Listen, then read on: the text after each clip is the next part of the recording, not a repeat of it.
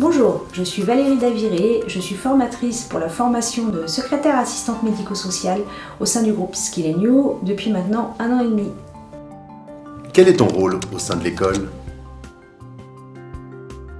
Mon rôle est la conception et la mise à jour des cours et des devoirs, la correction des copies, je réponds également aux questions des élèves et j'anime les classes virtuelles.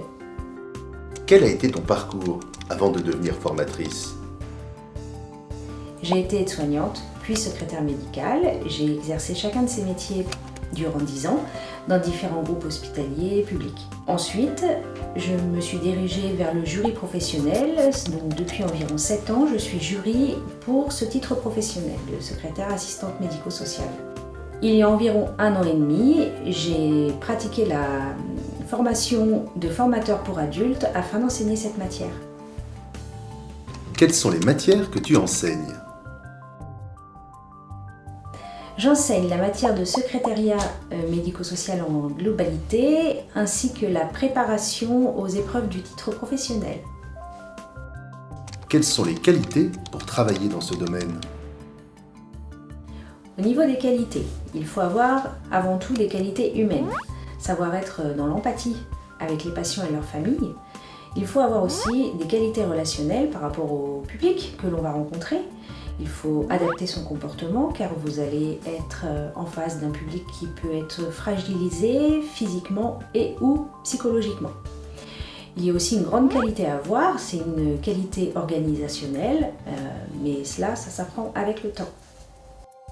Quels sont les débouchés dans ce secteur ? Au niveau des débouchés et des lieux de pratique de ce métier de secrétaire assistante médico-sociale, elle peut travailler dans un premier temps dans le secteur sanitaire, comme par exemple les hôpitaux, les laboratoires ou les cliniques. Dans un second temps, elle peut travailler en secteur médico-social, comme les foyers d'accueil médicalisés ou les EHPAD. Et dans un troisième temps, elle peut aussi travailler dans un secteur social, comme les caisses primaires d'assurance maladie ou les caisses d'allocation familiale. En tout cas, l'offre est conséquente pour ce métier.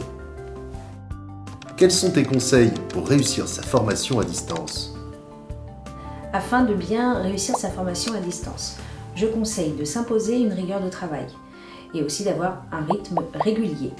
Il faut aussi bien suivre les conseils des professeurs sur les corrections de copies.